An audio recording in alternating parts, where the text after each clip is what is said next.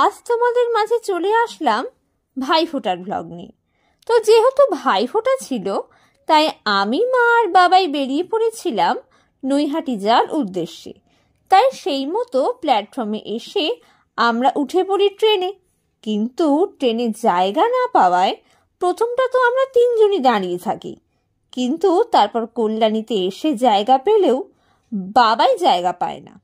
তবে ভাইফোঁটার এই দিনটা এইরকম হওয়া অস্বাভাবিক কিছু না, কারণ এই সময় সকলেই নৈহাটিতে আসে একবার হলেও বড় মার দর্শন করতে। যাই হোক, এবার আমরা নৈহাটিতে নেমে যাই। আর নৈহাটিতে নেমেই যেটা আমার সবার আগে মন কেড়ে নেয় সেটা হলো হাওয়ার সাথে তাল মিলিয়ে উঠতে থাকা ভারতেরই জাতীয় পতাকা। স্টেশন থেকে এই দৃশ্য কি যে অপূর্ব লাগে তা বলে বোঝানো যাবে না। কিন্তু কোথায় যাচ্ছি সেটাই তো বলা হয়নি। আমরা যাচ্ছি পিসিমণির বাড়ি। তাই নৈহাটি নেমে আমরা হাঁটা দিই পিসিমণির বাড়ির দিকে। আর পিসিমণির বাড়ি যেতেই স্টেশনের কাছে এই প্যান্ডেলটা হয়েছিল। এখানে মাকে এত সুন্দর করে সাজিয়ে তোলা হয়েছিল, আমার তো খুব ভালো লেগেছিল। আর পুরো প্যান্ডেলটাতে সমুদ্রের নিচের দৃশ্য তুলে ধরা হয়েছিল।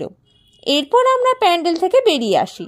আর এই দেখো, বাইরের থেকে প্যান্ডেলটা দেখতে অনেকটা এইরকম দেখতে হয়েছিল।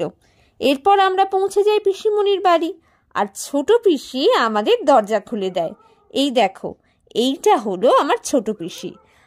আর আসার সাথে সাথেই সবাই কিন্তু গল্প করা অলরেডি শুরু করে দিয়েছে।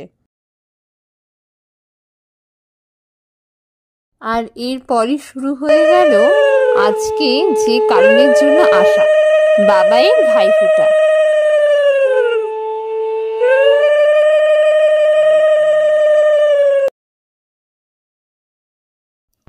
এখানে পিসিমণি যেহেতু বড়, তাই পিসিমণি বাবাইকে প্রথমে ভাইফোঁটা দিচ্ছে। আর এবার বাবাইকে ভাইফোঁটা দিচ্ছে ছোট পিসি।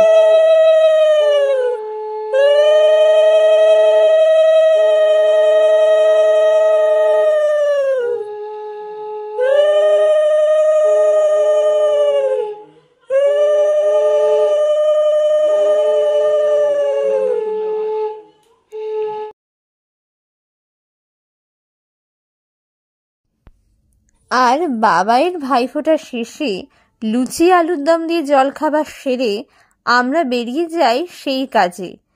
ভাইফোঁটার সময় নৈহাটিতে এসে যে কাজ না করলে সত্যিই সবকিছু অসম্পূর্ণ বলে মনে হয়। হ্যাঁ, তোমরা ঠিকই ধরেছ। আমি, ছোট পিসি, মম্মম দিদি, মুসু, মা, বাবাই আর গণেশ কাকু সবাই মিলে দেখতে যাই বড় মা। বড় মার সাথে দেখা করতে যাওয়ার জন্য বাড়ি থেকে বেরিয়ে আমরা ধরে নিই একটা টুকটুকি। যেহেতু অল্প কিছুক্ষণের দূরত্ব ছিল, তাই একটা টুকটুকিতেই সবাই অ্যাডজাস্ট করে বসে চলে যাই বড় মাকে দেখতে। যেহেতু এই সময় বড় মাকে দর্শন করতে দূর দূরান্ত থেকে প্রচুর লোকের সমাগম ঘটে, তাই টুকটুকি বেশি দূর যেতে পারে না। তাই বড় মার পুজো যেখানে হয় তার কিছুটা আগে টুকটুকি আমাদের নামিয়ে দেয়। আর এখান থেকেই আমরা হাঁটতে হাঁটতে বড় মাকে দর্শন করতে যাই। আর এই হলো সেই মাহেন্দ্রক্ষণ। আর দুপা গেলেই আমরা দর্শন করব বড় মাকে, যার জন্য আমরা পুরো গোটা একটা বছর অপেক্ষা করে থাকি।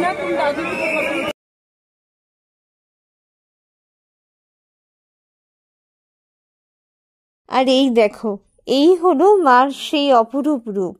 দেখলেই মনটা যেন একেবারে অন্য রকম হয়ে যায়। একটা আলাদাই অনুভূতি হয় মার এই মুখটা দেখলে। তোমাদের সবার হয়তো মনে হচ্ছে বড় মা দর্শনের পরই এটা আবার কোথায় চলে এলাম।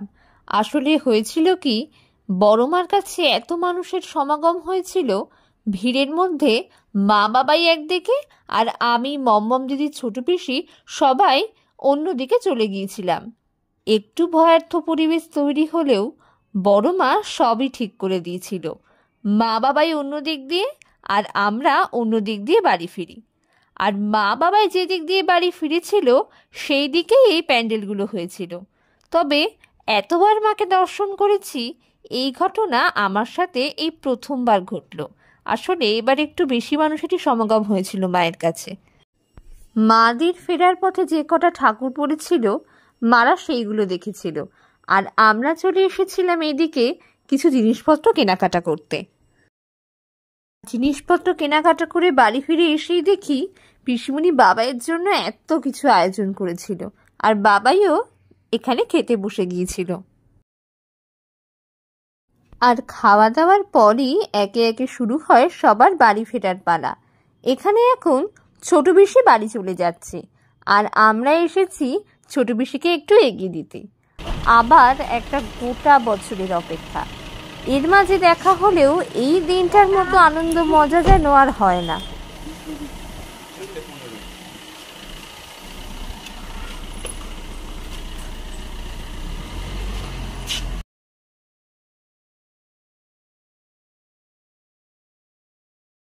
ছোট পিসি রওনা দিয়ে দেওয়ার পর পিসা এলে আমরাও ধীরে ধীরে রওনা দিয়ে দিই বাড়ি যাওয়ার পথে।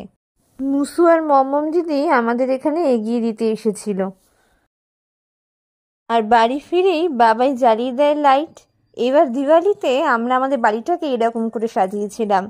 তাহলে আজ এই পর্যন্তই, দেখা হবে অন্য কোনো দিন অন্য কোনো ভ্লগের সাথে। সবাই খুব ভালো থেকো, সুস্থ থেকো। আজ আসি, টাটা।